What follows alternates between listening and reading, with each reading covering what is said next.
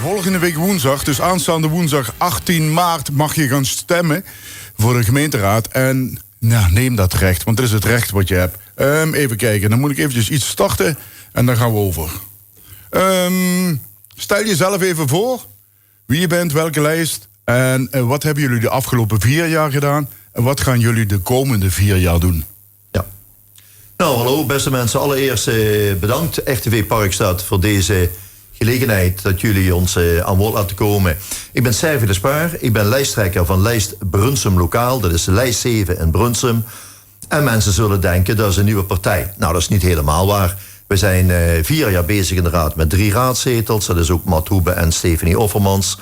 En wij zijn ontstaan na de vorige verkiezingen... omdat wij het belachelijk vonden dat het weer om de baantjes ging... om de schijnmacht en om misplaatste arrogantie van de macht. Daar hebben we gezegd, dat willen wij niet. Wij willen een partij voor en door gewone mensen. We willen een partij voor het volk. En nu zijn we 4 jaar bezig. We hebben heel veel leden. We zijn in elke wijk goed vertegenwoordiger. Wat hebben we de afgelopen 4 jaar gedaan? Dat is allereerst aandacht voor leefbaarheid, voor betaalbaarheid... en vooral ook voor veiligheid. En dat zijn kreten, die zal iedereen zeggen in dit programma... maar laat ik het dan ook duidelijk maken. Wij zijn in de raad en buiten de raad actief... En dat doen we in woord en daad. En laat ik zeggen, als het over leefbaarheid, waar heb ik het over? Wij hebben altijd openbare vergaderingen voorafgaand aan de raad. En het eerste uur is vrij voor de mensen om te zeggen... wat vinden wij in de wijk belangrijk in onze buurt? En in heel Brunsum ergeren zich mensen mateloos... aan het feit dat er te weinig toezicht en handhaving is. En dat varieert van vuildumping, dat varieert van intimidatie... van jongerenoverlast tot en met criminaliteit. En wij hebben steeds gepleit voor de uitbreiding van BOA's... maar ook de bereikbaarheid van wijkteams. Want er is een wijkagent, er is een BOA. Maar als je die 's avonds niet kunt bellen, sta je met lege handen. En de politie is kapot bezuinigd. En dat is bijzonder triest, dus die kunnen ook niet alles. Nou, dat is met leefbaarheid. Wij steunen ook de opvang van jongeren. Er is ook een motie van ons aangenomen om te komen tot een jongerencentrum. Brunsum had er vroeger 5, heeft er geen meer. Erg triest.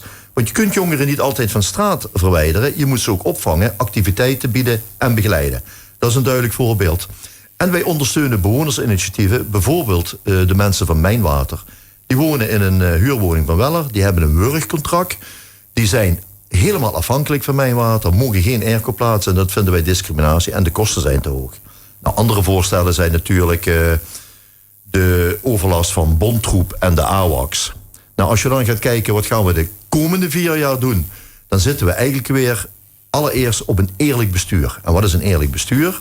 Wij vinden dat de rechtsstaat begint in je eigen gemeente. Niet in Den Haag, niet bij de landelijke politiek, want daar word je misselijk van. Maar een gemeentebestuur, dat moet allereerst luisteren. Echt luisteren naar mensen in de buurt. Naar al die gewone mensen. Dan pas maak je plannen en daar betrek je mensen bij. En nu gaat dat niet zo. Nu zijn er inloopavonden, zijn de plannen bekend... en de mensen mogen nog kiezen tussen geel of oranje. Dat is geen echte keuze. Het tweede wat we willen doen is de duurzaamheid haalbaar en betaalbaar. En dat speelt met name in Oost en in Noord. En nogmaals, de veiligheid, die moet voorop staan van alle burgers. En er moeten dus wijkteams komen die te bereiken zouden zijn voor die veiligheid. En wat lijst Brunsum Lokaal betreft, vinden wij ook dat een gemeente een ombudsfunctie moet hebben en veel meer aandacht moet hebben voor de dagelijkse noden. Bijvoorbeeld de minima, bijvoorbeeld de energiearmoede en de positie van vrouwen in de nood. Duidelijk is dit.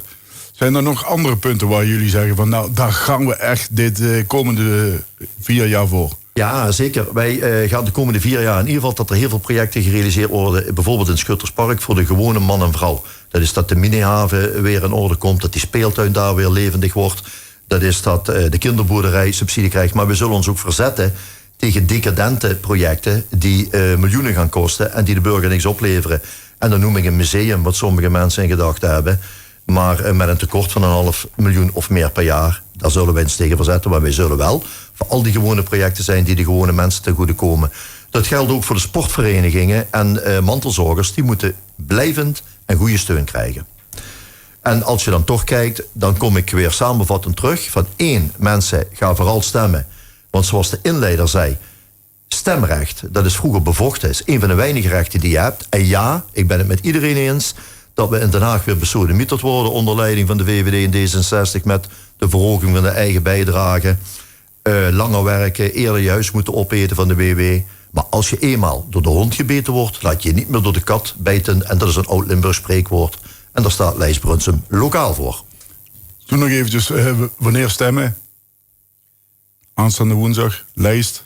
Nou, en wanneer u gaat stemmen, aanstaande woensdag 18 maart tot 9 uur 's avonds, lijst 7, lijst Brunsum lokaal.